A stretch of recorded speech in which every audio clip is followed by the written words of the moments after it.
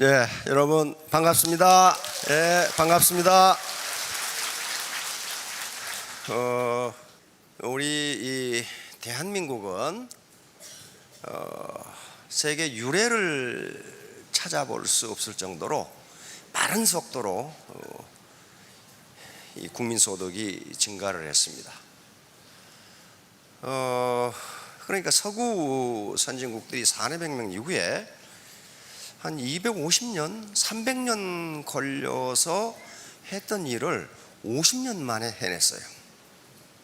어때요? 자랑스럽죠? 그렇게 하다 보니까 어떤 문제가 생기냐 하면 사람들이 정신이 없어. 정신이 얼마나 빨리 달렸던지 정신이 없어.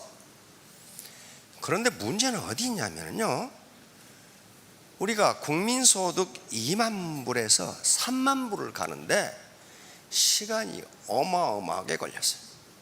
이제 겨우 3만 불 됐죠. 일본이나 미국이나 영국이나 프랑스, 독일이 불과 4, 5년 만에 가던 것을 우리는 10년이 넘게 걸렸어요. 그러면 그렇게 우수한 국민이 왜 거기를 못 가느냐 하는 거예요. 왜 거기를 못 올라가고 주춤 뒤로 갔다 앞으로 갔다 옆으로 갔다 개걸음을 쳤냐 이거예요. 그건 좀 한마디로 말하면 지금까지는 전술적 사고로 거기까지 올라왔는데 2만 불에서 3만 불 올라가는 선진국 수준으로 올라가는 데는 전술적 사고 가지고는 안 된다 이 말이에요. 안 돼. 그럼 무슨 사고? 전술적 사고를 안 하면 무슨 사고를 해야 돼? 전략적 사고. 전술과 전략이 어떻게 다른가? 그것은 군사학적으로 정의가 있지만 그 이해하기 어려우니까 할매도 이야기할 수 있는 말로 정의하면은 전략적 사고는 자기가 판을 짜는 거고, 전술적 사고는 누군가가 짜놓은 판에서 뼈 빠지게 일하는 게 전술적 사고예요. 지금까지 우리가 2만 불 올라오는데 기술 개발, 학문 개발 우리가 했나요? 안 했어요. 선진국들이 이미 해놓은 것을 우리는 정말 밤낮으로 일해가지고 2만 불 고지에 올랐습니다. 거기까지가 이제 한계예요.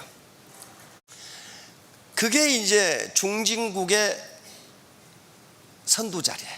그런데 후진국에서 중진국으로 올라오는데 어려움, 난이도가 5라면 중진국에서 선진국으로 올라가는 데는 난이도가 50이 넘어요. 10배가 넘어. 왜? 지금까지 우리는 전술적 사고만 했지 전략적 사고를 해본 적이 없어. 우리가 판을 짜서 그 판을 움직여본 적이 없어요. 그러면 이 짭이 없어지는 시대에 전술적 사고만 해가지고는 안 된다 이 말이에요. 왜? 직장을 주는 놈이 없어.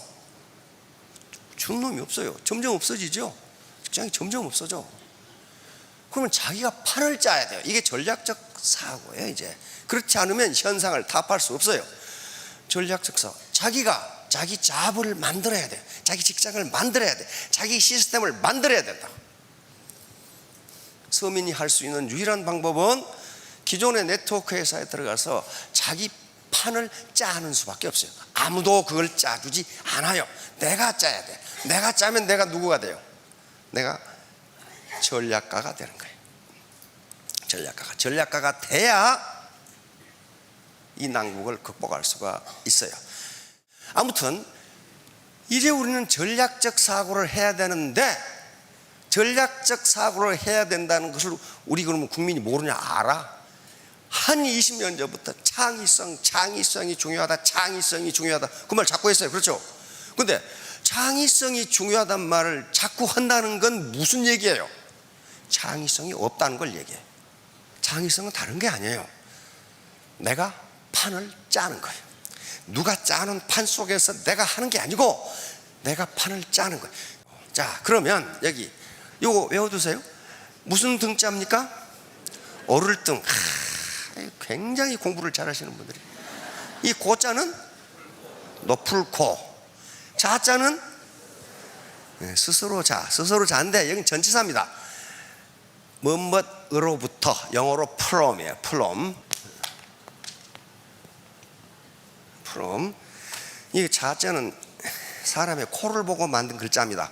콧구멍 2개 딱딱 뚫려 있죠. 그러니까 여기로부터 그 말이에요. 자, 비는 낮을 비자입니다. 낮을 비, 비천하다 그런 말 들어봤죠? 야비하다 할 때 낮을 비자. 그러니까 높은 곳에 오르려는 사람은 어디서 출발해야 된다? 낮은 곳에서부터 출발해야 된다. 자, 이 말이 중용에 나옵니다. 자, 다음.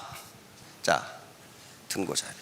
군자 지도. 중용에, 중용시 5장에 나오는데, 군자는 여기서 옛날 같으면 임금 아들인데 옛날은 귀족이었고 지금은 신사숙녀가 군자입니다. 신사숙녀가 군자고, 신사숙녀가 못된 사람은 소인이라고 불러요. 여기서 군자는 그러니까 오늘날은 리더입니다. 리더. 왜냐하면 그 당시에 군자는 전부 리더였어요. 리더였다고요. 리더의 도는 이렇다. 이 비여는 비유컨대 뭐뭇과 같다. 그 말은 비유컨대 행원, 멀리 가려는 사람은 반드시 가까운 곳으로부터 출발해야 된다. 서울을 가려면 여기서부터 출발하는 거지. 그렇죠? 그 다음에 비유컨대 뭐뭇과 같다. 높은 곳에 오르려 하는 자는 반드시 낮은 곳으로부터 출발된다. 이거 굉장히 중요한 말입니다. 이 말이 중용에 나오는 말인데 2500년간 살아남았다는 것은 이 말이 맞다는 것을 의미해요. 여러분, 복권 어디 로또 당첨되신 분 손 한번 들어보세요. 이렇게 많은 분 중에 로또 당첨이 한 분도 안 됐다니 말이야. 이거 이렇게 억울할 수가 있나 이거. 근데 미국이나 영국의 복권은 10억 그런 게 아닙니다. 몇 천억, 몇 조 그러죠. 그런데 영국에도 그런 말이 있는가 봐. 복권 당첨되는 사람은 폐가 망신하고 죽는다. 노숙자로 죽는다. 그래서 실제로 BBS에서 그걸 조사해 봤어요. 실제로 복권 당첨된 사람들이 어떻게 사는지. 그랬더니 5대5에 50%는 당첨되기 전보다 훨씬 행복하게 살고, 50%는 마약 중독, 알코올 중독으로 신용불량자로 무허가 모텔에서 죽어갔어. 그 차이가 뭔가를 연구하는 게 학자들의 도리야. 그렇죠? 그 차이는 어디서 오는 건가? 그건 간단합니다. 복권 당첨된 뒤에도 자기가 지금까지 하던 일을 계속하는 사람은 더 행복해졌어요. 그 말은 무슨 말이에요? 자기가 하는 일에 보람과 가치를 느끼는 사람들은 복권 아니라 복권 할아버지가 돼도 그 일을 계속한다는 거예요. 그러나 자기가 하는 일의 가치와 의미를 모르면은 바꿔, 당첨된 즉시 바꿔. 근데 주변에 보세요. 뭐부터 바꿔? 마누라부터 바꾸기 시작해. 이게 마누라가 아무래도 내 복권을 가져갈 것 같아. 그러다가 결국은 폐가 망신한단 말이에요. 그런데 가만히 보세요. 부자 3대 못 간다 그런 말씀 들어보셨죠? 거의 3대 못 가요. 지금은 자기 대에 망하는 경우가 많아. 망해버려요. 왜 그래요? 바로 등고자비하고 관계있습니다. 경영자 수업을 쌓아가지고 올라가야 되는데 갑자기 호박이 넝쿨째 들어왔어. 망해버린 거예요. 그걸 감당할 능력이 없어. 자, 다음. 자, 한번 같이 읽어봅시다. 왕관을 쓰고자 하는 자는 왕관의 무게를 견딜 수 있어야 한다. 자, 크라운 되고 로얄 되고 크라운 되고 임페리얼 왕관을 쓰지요. 왕관의 무게를 지탱할 수 없으면 불행해집니다. 불행해진다고요. 이게 왕관을 쓰기 위한 수업 과정, 수업 과정이 반드시 필요해요. 그래서 역사적으로 어떤 나라나 보면은 쿠데타에 의해서 정권을 잡은 사람은 말로가 반드시 안 좋아. 왜? 왕관을 쓸 자격이 없는 사람이 왕관을 쓴 거예요. 따라서 우리 다단계 회사에 오면 왕관을 빨리 쓸 수 있다. 그 말은 무슨 말이에요? 네 말로가 좋지 않을 것이다. 그 말하고 똑같아요. 네 말로가 좋지 않을 것이다. 그렇게 될 수가 없어요. 왜? 우리 대한민국은 엄연한 법이 있고 그리고 안정된 경제입니다. 대한민국에서 일확천금하는 방법이 없어요. 왕관을 쓸 자격이 없는 사람에게 왕관을 씌워주면 굉장히 불행하게 돼요. 그러니까 애터미에서 세일즈 마스터에서 임페리얼까지 올라가는 과정이 시간이 느린 것 같지만은 왕관을 쓸 수 있는 리더십을 개발해 주는 과정이에요. 쓸데없이 그런 거 하는 거 아니에요. 자, 이제 이거예요. 근데 서구는 어떻게 선진국이 되었는가? 그 의문이잖아요. 어떻게? 그리고 지난 200년 동안 우리가 어째서 서구의 지배를 받았는가? 한마디로 말해 산업혁명이 늦었어요. 산업혁명이 늦으면 그 국가나 개인은 반드시 지배를 당합니다. 반드시. 그 역사의 법칙이에요. 반드시. 그건 예가 없어. 반드시 당해요. 서구가 산업혁명이 빨랐어요. 그때 산업혁명 하기 전에 뭐 했어 서구는? 대항해 시대. 바다로 나간 거예요. 밖으로 대항해 시대가 열린 거예요. 서구는 그렇게 했어요. 그런데 여기 중요한 점은 서구에서 자본주의가 생겼습니다. 아담 스미스가 1776년에 국부론을 썼으니까 그때부터 경제학이 시작해요. 그럼 그 이전에 경제학이 없었나? 있었어요. 중상주의도 있었고 중농주의도 있었고 많았어요. 그런데 왜 아담 스미스부터 아담 스미스를 경제학의 아버지로 치느냐 하면은 그 국부론회가 오늘날 GDP, GNP, 국민소득의 개념이 들어있어요. 그 이전에는 그게 아니었거든. 그래서 거기서부터 따져도 서구의 산업혁명은 250년 전에 일어났어요. 250년 전에. 우리는 1960년대 시작했잖아요. 자, 그런데 여기서 문제예요. 막스 베버라는 사람이 있어요. 여기에 프로테스탄트의 윤리와 자본주의 정신이라는 아주 빛나는 논문이 있습니다. 이게 지금 책으로 나와 있죠. 우리 서점에도 계속 나와 있어요 지금. 자, 이분이 논증한 게 뭐냐면 이게 아주 엄청나게 중요한 논문인데, 자본주의 생산양식, 자본주의 제도가 생기기 전에 뭐가 있었다? 자본주의 정신이 먼저 있었다는 게 자본주의 정신. 영리, 즉 내 이익을 보기 위해서 장사하고 물건을 파악을 하는 것은 고대 사회도 있었고 아라비아에도 있었고 중국에도 있었고 인도에도 있었어요. 그러나 거기에 그 나라들이 선진 자본주의를 건설하지 못한 이유는 어디 있느냐? 이거예요. 자본주의 정신이 없었다는 게 자본주의 정신. 이걸 논증함으로써 자본주의의 우월성이 증명이 됩니다. 다시 말하면 청교도 윤리, 프로테스탄트 윤리가 시장으로 나온 게 자본주의 윤리예요. 그것이 종교 윤리가, 교회 윤리가 시장으로 나온 거예요. 그럼 우리는 어때요? 우리에게 전통 윤리 사상이 굉장히 좋은 것들이 많아. 그렇죠? 근데 그게 시장으로 나오지를 못한 거예요. 대표적인 우리 윤리 사상이 뭡니까? 가장 중요한 게 지신인용엄 충효, 지신인용엄 충효가 있다 말이야. 아니 충효.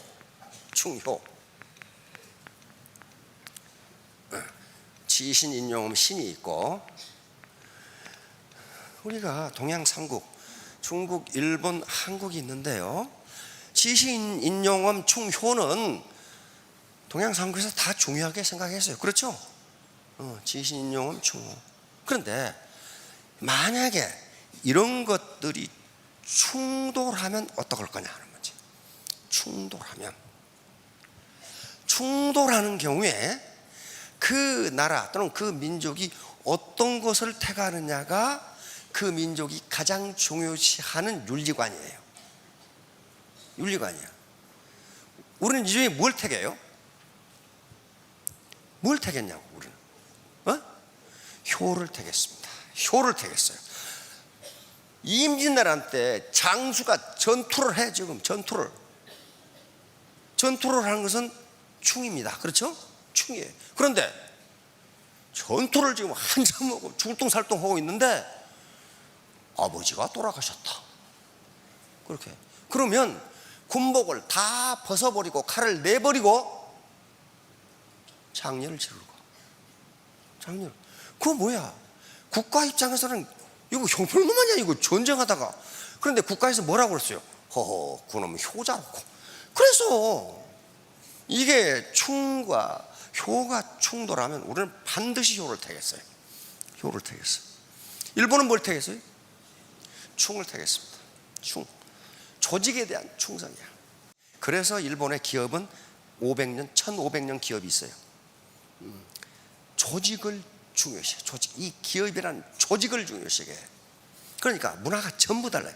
그런데 우리는 효가 고고한 가정윤리로 끝났지 이것이 시장으로 나오지가 못했어요. 시장으로 못 나왔어요. 효라는 것은 엄청나게 중요한 가치가 있는데 이게 시장으로 못 나왔다고. 만약에 이 효의 가치관이 시장 윤리로 정착이 됐다 하면은 자기 아버지 할아버지가 드실 음식을 불량품을 만들 수가 없어요.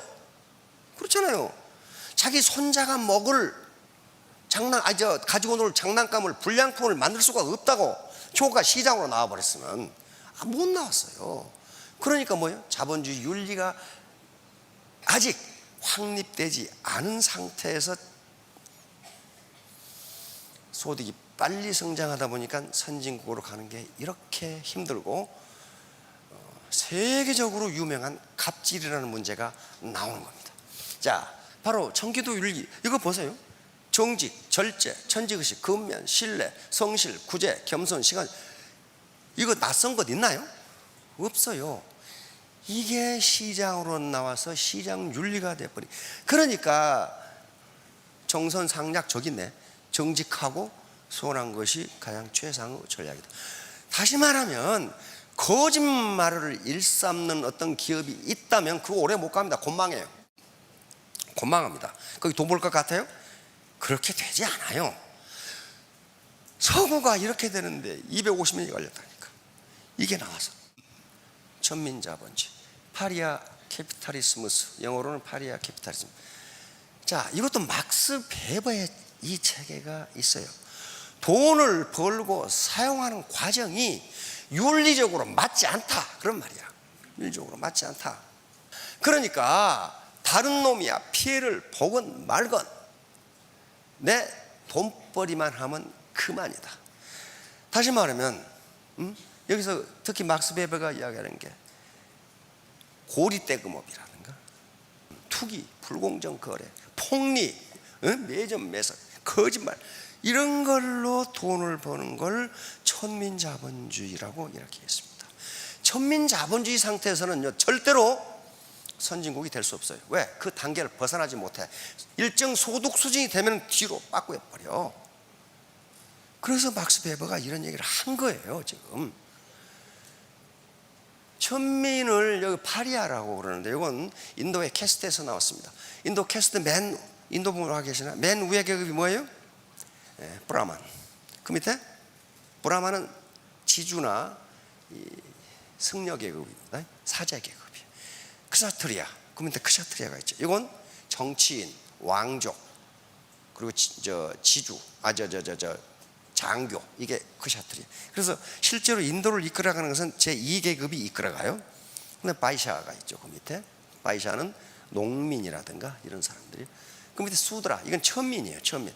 이게 지금 브라만, 크샤트리아, 바이샤, 수드라 이렇게 되는데 그 밑에 이건 인간도 아닌 인간들이 70%야. 그 밑에 계급도 없어. 이걸 불가촉 천민이라 그래. 불가촉 천민.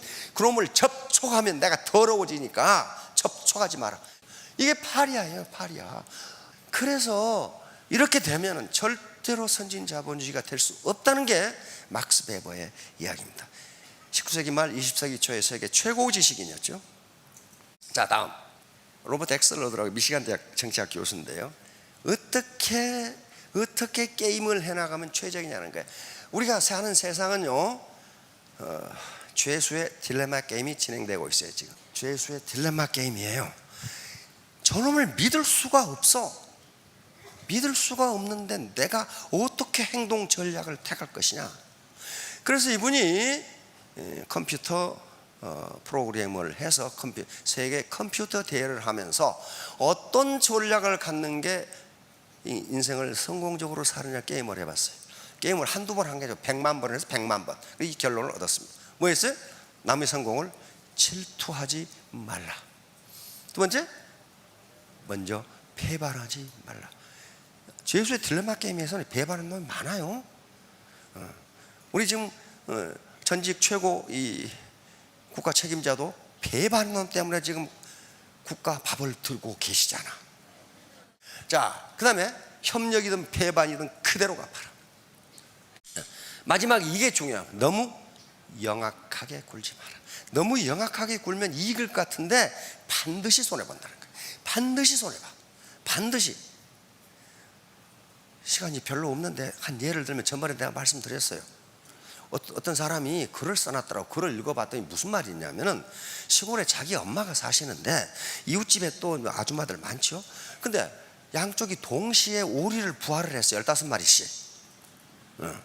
그런데 어느 날 오리가 같이 놀다가 자기 집으로 다 와버렸어. 30마리가 다 와버렸어. 그런데 새끼 오리 보세요. 새끼 병아리 노래가지고 딱 구분을 못해. 오리 얼굴 기억하는 사람은 없어요. 이제. 난 돼지 얼굴도 구분을 못하겠더라고. 보니까 이거 어떤 놈이 모르겠어요. 그러니까 그 이웃집 아줌마한테 15마리 그냥 아무거나 그냥 골라 가시라고 그랬어. 그랬더니 이 아줌마가 큰 것만 골라가. 큰 것만. 그러니까 우리 엄마가 기분이 매우 상했지만 아이고 쫓겨서 크는데 일정 시간 지난 다음에 자기 엄마는 아침마다 오리알을 바구니로 하나씩 수확하는데 이웃집 아줌마는 아무것도 없어. 큰 것만 가져갔으니까 전부 순놈만 가져간 거야. 순놈만 가져간 거야. 예. 그게 영악하게 군 거예요. 영악하게 굴면은 그렇게 된단 말이에요. 자, 다음 바로 애터미에서 왕관을 쓰도록 만들어 주는 거. 그 왕관의 무게를 지탱해 주도록 만드는 과정이 인간개발 과정이고 그것이 리더십 교육 과정입니다. 그거 안 하고 리더가 됐다? 그거 제대로 조직 운영 못합니다. 조직 운영 못해요. 자, 바로 이거 인간개발인데 매년 유엔에서는 그 나라 국민들이 어느 정도 인간개발이 되어 있는지를 발표합니다. 대한민국이 어느 정도인지 궁금하시죠? 그런데 그 나라 국민이 어느 정도 인간 개발이 되었냐 하고 그 나라 소득 수준하고 비례합니다. 인간 개발이 안 되면 소득이 낮아진다. 인간 개발이 안 되면. 자, 봅시다. 자, 그러니까 이 인간 개발이 돼야 애터미도 성공할 수 있고 고소득을 올릴 수가 있어요. 그래서 이렇게 좁아 터진 데에 앉아 계셔가지고 이 말씀을 들으시는 거예요. 네, 전략적 사고를 하기 위해서 그런단 말이야. 전술적 사고. 그건 누가 해놓은 판에 가서 자기가 열심히 일해봐야 골병만 들지 별로 얻는 게 없어요. 보세요. 1.0 만점입니다. 우리가 선진국이라고 하는 나라들이 다 들어있죠. 여기서 0.800 이상이면 베리 하이에 속합니다. 그 나라 인간개발은 매우 잘 돼 있다. 우리나라 어디 있어요? 엄청나게 높아요. 세계 22위로 인간개발이 되어 있어요. 그런데 우리 사장님들이 생각해야 될 것은 와, 우리나라 인간개발 높네. 그렇게 하시면 안 되고 그러면 나는 왜냐하면 이게 대한민국 평균이니까 절반은 평균보다 높고 절반은 평균보다 낮다는 거름이에요. 그렇죠? 평균보다 인간개발이 낮으면 좀 비정하지만은 지배를 당할 수밖에 없어요. 종속을 당할 수밖에 없다. 종속을 당한다는 것은 자유가 없어진다는 걸 의미합니다. 돈의 자유도 없고 시간의 자유도 없고. 그러면 워낙 우리가 인간개발 지수가 높기 때문에 이것보다 더 높아지려면 엄청난 노력이 필요해요. 0.7로 내려갑시다. 소득이 어때요? 만불대 떨어져 버리죠. 이제 이 정도 내려가면 비참하죠. 이거 인간개발이 안 되면요, 자유가 없어집니다. 자유. 그리고 누군가의 지배를 받아야 되고 누군가에게 종속되는 결과를 가져옵니다. 그래서 이런 잔소리를 계속하는 거예요. 나를 개발시키라고. 나 국가 전체가 아니고 나를 어떻게 할 거냐는 말이에요. 자, 결론은 황금률입니다. 이게 대인관계에서 많은 윤리 기준이 있습니다. 칸트의 윤리 기준, 롤스의 윤리 기준, 공리주의의 윤리 기준, 존 스튜어트 밀의 윤리 기준, 이 윤리 기준이 많은데 그 복잡한 윤리 기준 말고 요거만 지키면은 인간관계는 엄청나게 좋아진다는 게 황금률이에요. 골든 룰이에요. 근데 이 골든 룰을 옛날에 현자들도 다 알고 있었어요. 다 알고 있는데 안 된다는 건 뭐야? 안 지키니까 그래요. 자, 봅시다. 이 논에 이 말이 2번 나와요. 자공이라는 수제자가 묻습니다. 한마디 말로 평생토록 행할 만한 것이 있습니까? 하고 자기 스승의 공자에게 묻자. 있다. 그것은 바로 서일 것이다. 이 서자가 무슨 서자죠? 용서할 서자입니다. 용서할 서자. 근데 여기서 서는 뭐라고 갔냐면은 인하고 같습니다. 인하고 같아요. 뒤에는 이 말이 또 나오는데 이걸 인을 설명하면서 이야기합니다. 인은 인자, 이냐, 사람입니다. 사람이라면, 그리고 원래 이걸 어지린 그렇게 하면은 이게 뜻이 통하지가 않아요. 공자가 말한 인은 씨입니다. 씨, 종자. 살구씨를 행인 그러죠. 무슨 씨를 익지인. 그래서 반드시 인이 들어가면 씨예요. 인간의 씨예요. 인간의 씨. 인간의 DNA라고. DNA. 그러면서 요 말을 이렇게 다시 부연 설명해 줍니다. 기소부력 물시여인. 네가 당하기 싫은 일을 남에게 하지 말라. 그 말은 무슨 말이에요? 인간은 너나 나나 공통적으로 당하기 싫은 일이 있다는 거예요. 그런데 네 씨에다 물어보니까 누가 나한테 사기치는 거 싫어. 그러면 너도 그놈한테 사기치지 말라 이거예요. 누가 나를 부려먹는 게 싫어. 그러면 너도 그 사람을 부려먹지 말라. 이걸 황금률이라고 그럽니다. 네가 당하기 싫은 일을 남에게 하지 말라. 누군가가 나에게 거짓말하는 것이 싫으면 너도 하지 말라. 너도 거짓말 하지 말라. 이것만 지키면 모든 윤리 도덕은 다 된다는 거예요. 다. 자, 아리스토텔에서 똑같은 말을 해놨네요.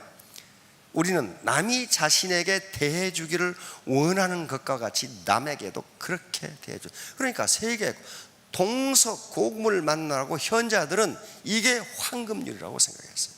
이것만 인간이 지키면 다른 윤리도덕 다 필요 없다는 거예요. 여기서부터 모든 게 나온다는 거예요. 마하바라타. 인도의 고대 서사시죠. 똑같은 말이 있어요. 남이 당신에게 하기를 원하지 않는 일을 남에게도 하지 말라. 똑같죠? 자, 우리가 가장 잘 알고 있는 말씀은 이 말씀이죠. 성경에 있는 말씀, 마태복음에 있는 말씀. 이제 누가 마태에 있죠? 무엇이든지 남에게 대접받고자 하는 대로 너희도 남을 대접하라. 이것을 골든룰, 황금률이라고 합니다. 그러니까 아주 어려운 윤리 도덕 기준이 많은데 그 어려운 걸 기억하지 말고 이것만 기억하면 당신은 인간관계를 원만하게 해갈 수 있다는 거예요. 그러면 이 반대로 하면 뭐예요? 누가 당신에게 해주기를 바라는 것을 너도 남에게 하라. 남에게 하라. 이런 얘기예요. 이렇게 되면 애터미 사업은 보나마나 3년 5년 후에 로얄 마스터 되십니다. 그런데 나만 돈벌이를 해야지 그렇게 생각하면 안 돼요. 왜냐하면 파트너들은 바보 천치가 아니에요. 그걸 금방 알아. 어떻게 하는지 몰라. 금방 알아. 자, 그러면 전부 우리가 남의 지배를 받지 않고 내가 자유인이 되고 싶죠. 자유인이 되고 싶어요. 시간적 자유, 경제적 자유. 그렇죠? 그러려면 내 개발을 해야 됩니다. 모든 건 나에게 달려있고 다른 사람이 달려있지 않습니다. Everything is up to me. 나에게 달려요. 나에게. 내가 나를 어떻게 개발하느냐에 따라서 내가 자유인이 되느냐 안 그러면 누구의 지배를 받고 종속되느냐가 결정됩니다. 자, 3년 후 5년 후에 모두 스타마스터 로얄 마스터가 되시기 바랍니다. 감사합니다.